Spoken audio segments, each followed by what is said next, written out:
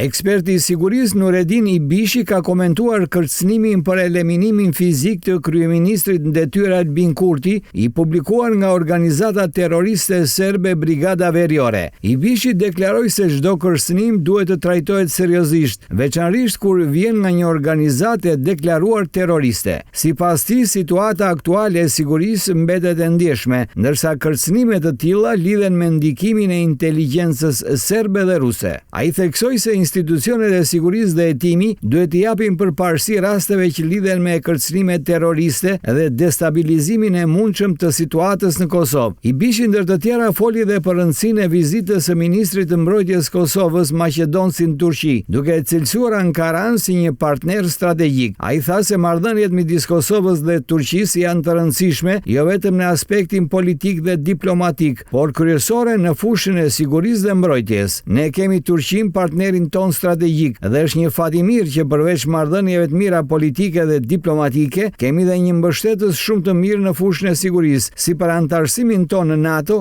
ashtu dhe për blerjen e pajisjeve ushtarake, deklaroi Nureddin Ibishi.